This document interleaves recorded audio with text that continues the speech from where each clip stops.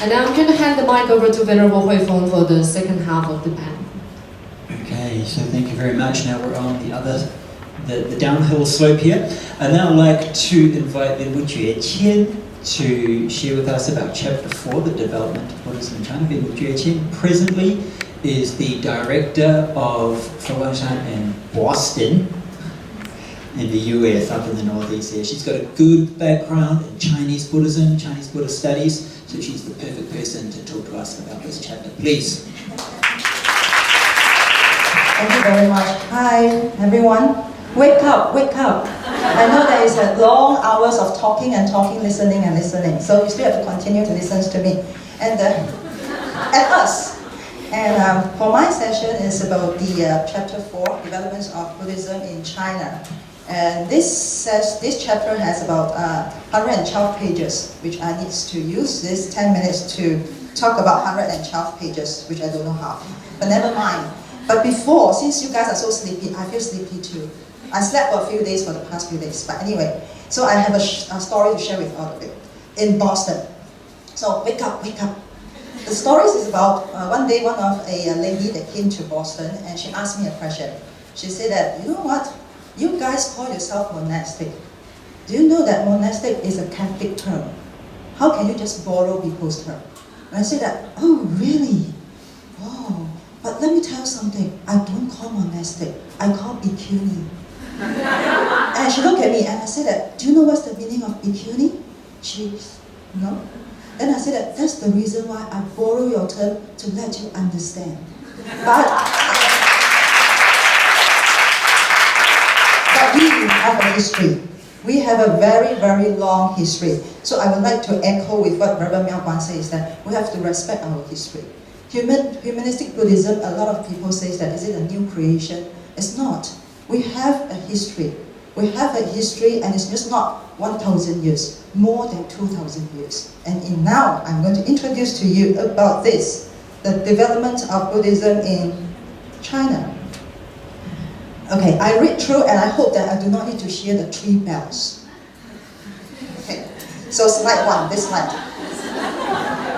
Buddhism has been in the soil of Chinese for more than 2,000 years, which you guys know about it. It has endured the face of diversity and prosperous. You know about it too. Buddhism has tremendous influence on countless factors of Chinese culture in terms of politics, culture, art, fashion, food, languages, and others. Vice versa, this is something that I would like to highlight, is that the great Chinese culture, history, and cultivation has also greatly impact on Buddhist practice and concept. In this chapter, the Grand Master has highlighted 6 points of the developments of Buddhism in China. And the last point, which I think is very important, is about the causes of the declinations of Chinese Buddhism in China. But to me, it's not just in China, because we have Chinese all around the world. We have Chinese Buddhism all around the world. So it's also about all around the world. Next slide. The meaning of humanistic Buddhism is on what human beings need in daily life, such as the needs of clothing, eating, living, and walking. You guys know about it too. So Buddhism is everything that related to our daily life. So what is humanistic Buddhism? 很简单啊，吃喝拉撒睡 eat, drink, washroom, sleep. Direct translation. Next slide. Crucial factors in the global spread and acceptance of Buddhism are in its dedications and support in helping people resolve life daily problems. Humanistic Buddhism has been involved in many social welfare and charity works in process on developing Buddhism in China. So some Westerners ask us is that, why in our temple we are so busy? Of course we are busy. You think that we are so free, nothing to do, very Singaporean. But the thing is that this is what we are following our seniors. We are following the great master in the ancient time. We are not creating new things. Next slide. Humanistic Buddhism has huge contributions to the art in China. Vice versa, the Chinese culture has also contributed to the arts in Chinese Buddhism. So when we look into our great Fobang Buddhist Art Encyclopedia, just look at the great volume.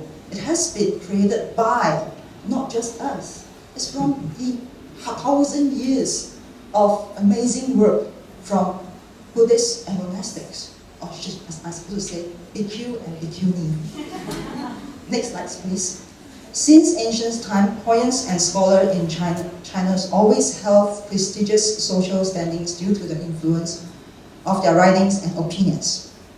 With the single brush stroke, they have the power to bring down the entire enemies. The works of the scholars throughout the eras are key reason as to Buddhism's successful decline. Thus, Dharma can be timeless, omnipresent, and inspire human minds to. It's because the literary works of the great thinkers have been invaluable instrument in spreading the Dharma.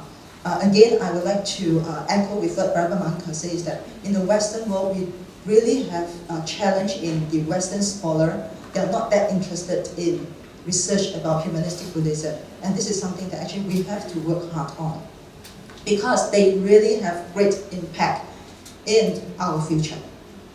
Next slide, please. After Buddhism spreads to China, royal support enabled these religions to take roots. Not only can Buddhism harmonize political powers, it can also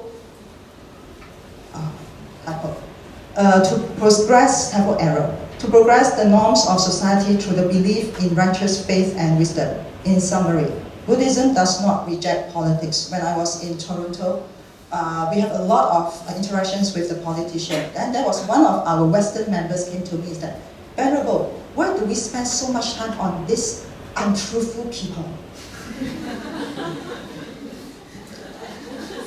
And I told them is that my intention is to go to the Parliament House.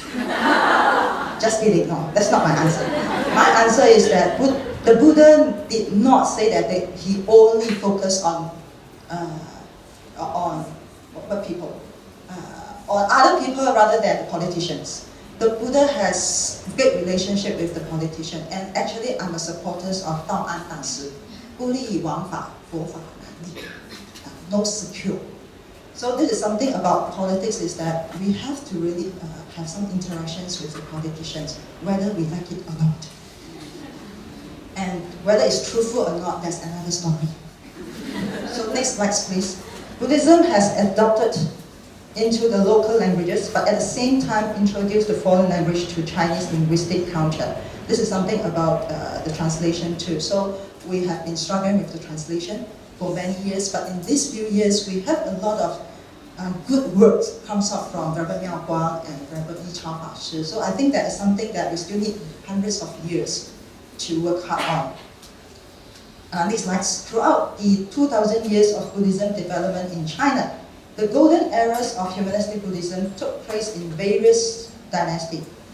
But mistakes in the propagations of Dharma will eventually make and give rise to the declinations of Buddhism in China. The Grand Master has listed out 10 reasons that causes the declinations of Chinese Buddhism. And besides the external challenges, internal weaknesses, which one of the wordings I did not put in is internal conflicts, were also the reasons that lead to the declinations of Buddhism. One down. So I think that in this last chapter is a very important chapter, is because it highlights to us what are things that we really need to look into it, and also to avoid from it. Not just the external factors. Most important is our internal, I use the accounting term, internal control. Okay, the last slide. I like the hands. Interacting with understanding and respect on both cultures are important factors during the process on localizing Buddhism in the soil of Chinese or in the English-speaking soil.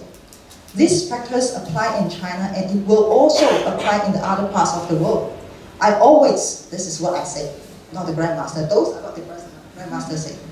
I always believe that understanding the history of Buddhism in China will in certain extent lead us to have some understanding of Buddhism in current era. And to me is that history is a mirror that shows us something. But future is in our hands. What is the future depends on what we think and create. Thank you very much. One down. Thank you very much, Venerable Qian, for a very on-topic, precise summary of the development of Buddhism in China. We see that there's 2,000 years of influence in art, culture, literature, politics, and all these things. That connection is so deep, and it's continuing and it's expanding further.